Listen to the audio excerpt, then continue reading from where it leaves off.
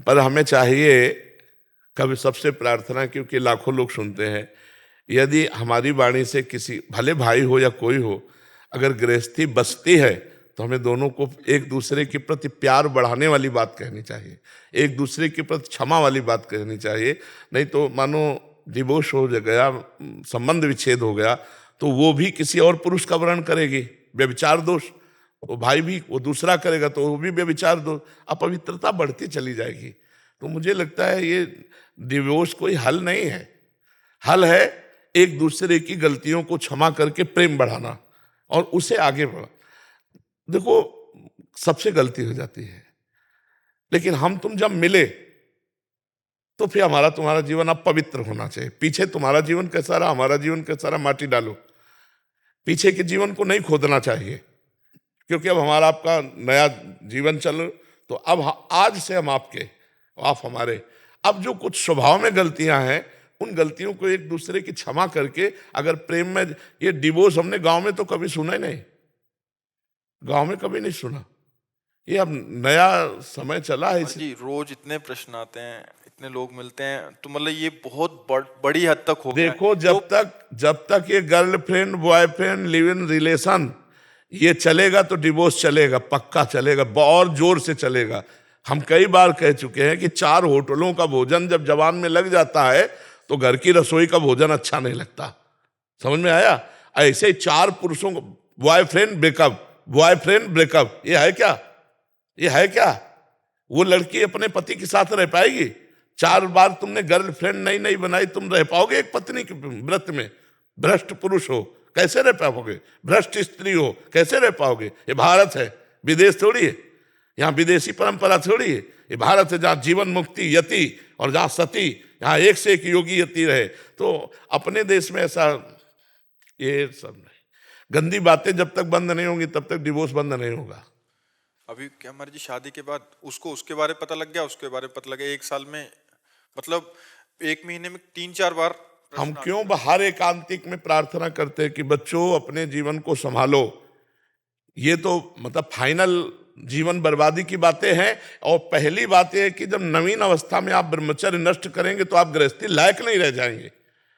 एक फसल है गेहूं की और वो बाली परिपक्व नहीं हुई, अभी बाली निकल रही है, और आप काट लो तो ना भूसा ठीक मिलेगा ना गेहूं ठीक मिलेगा। तो एक अवस्था है, 20 वर्ष की अवस्था तक ब्रह्मचर्य रहो, इसके बाद गृहस्थ धर्म का प्रयोग करो जैसा हमारे शास्त्रों में वर्णन, तो आनंद रहेगा।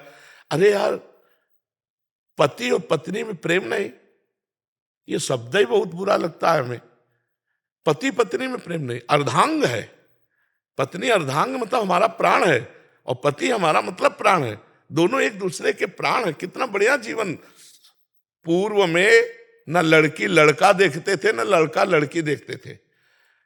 घर के बूढ़े सदस्य ब्याह कर आए और वो घर में आके देखते थे कि दुल्हन कैसी है, क्योंकि वहां ब्याह में भी नहीं देखने को मिलता था, वहां तो सब हो गया, हाथ ही भले देख लो। घर में आके देखते थे और आजीवन निर्वाह करते थे। ऐसा नहीं होता था। अब ये जो नया जमाना आया है, लिव इन रिलेशन, कितना गंदा आचरण। अरे ये शरीर है, पवित्र शरीर होकर के अगर हम अपने पति को समर्पित होती हैं तो जीवन, संतानें कैसी होंगी, बड़ी विवेकवान पवित्र। अब यही सब छोटे छोटे बच्चे हो रहे हैं, गंदे आचरण सीख रहे हैं, मोबाइल में गंदी बातें सीख रहे हैं। अभी डिवोर्स नहीं होगा और क्या होगा? ये छोटी अवस्था से जो बच्चे हस्त में तुम गंदी बातें कर रहे हैं ना, सामर्थ्य नहीं रह जाती उनको गृहस्थी के लायक। इसलिए सबसे प्रार्थना है, अपने जीवन को कम से कम मनुष्यत्व में ले आओ। पशुत्व से, राक्षस से हटाकर मनुष्य। राक्षस का मतलब क्या होता है? जो अपने प्राणों का पोषण करने की केवल सोचे, अपनी वासनाओं के भोगने की सोचे, उसे राक्षस कहते हैं। और जो दूसरों को सुख देने की भावना करे, इसे मनुष्यत्व कहते हैं। फिर आगे तो देवत्व और संतत्व और भगवत स्वरूप तो और आगे के, पहले मनुष्य बन जाओ। पर हित करने की भावना, हम कह रहे हैं, बार बार कहते हैं, लड़की लड़का दोस्त बनाना पाप नहीं है। बनाओ दोस्त। क्या अपनी बहन के साथ घर में नहीं रहते क्या? ऐसे रहो। जब पाणी ग्रहण हो जाए माता पिता के सम्मति से, तब पति पत्नी की तरह रहो। पहले तुम गंदे आचरण क्यों करते हो?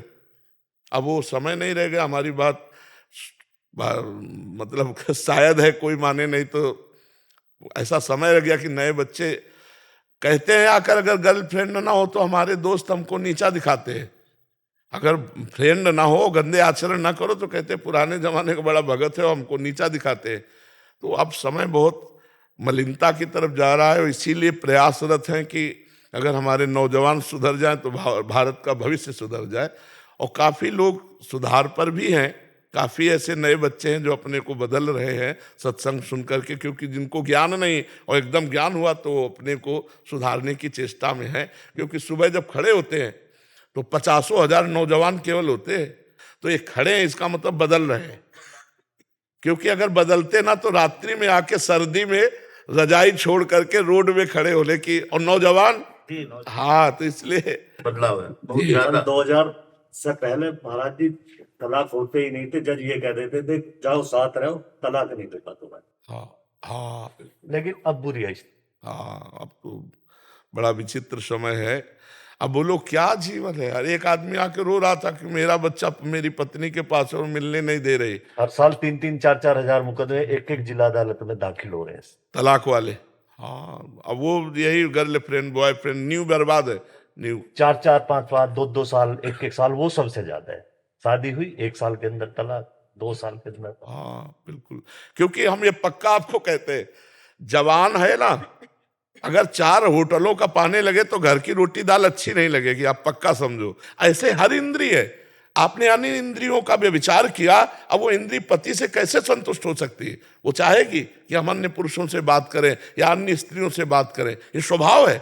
तो उस स्वभाव को कैसे रोक सकोगे? इसलिए गंदी आदतों को प्रथम से ही रोक दिया जाए तो रुक सकती, नहीं तो बढ़ गई तो फिर रोकना मुश्किल। आप सोचो, एक आदमी तम्बाकू खाने लगे तो तम्बाकू की लत छोड़ना कठिन है, फिर ये बड़े बड़े विषय कैसे छूट सकते हैं? अगर नाम जप नहीं करोगे, सत्संग नहीं सुनोगे, तो तुम्हारी हिम्मत ही नहीं कि तुम अच्छे आचरणों की तरफ कदम बढ़ा सको। बुरे आचरण आपके ऊपर छा जाएंगे और फिर यही ले जाते हैं डिप्रेशन में, सुस्त में, इसी में ले जाते हैं कि सब एक दूसरे। गुरु जी बर्बाद हो। हाँ बिल्कुल बिल्कुल, गंदे आचरणों में। तो इसलिए माता पिता से भी प्रार्थना, अपने बच्चों को बचाओ, और बच्चों को भी प्रार्थना, अपने जीवन को पवित्र रखो। ये एक तपस्या है, पवित्र होकर पति को प्राप्त होना या पवित्र होकर पत्नी को प्राप्त करना और फिर गृहस्थ धर्म में चलना। इससे भगवान प्रसन्न होते हैं। ये भगवान के मार्ग की बातें हैं। ये हमारा विदेश थोड़ी कि आज इनके संग कल उनके संग, ये हमारा भारत है, इसमें पवित्र आचरणों की महिमा है।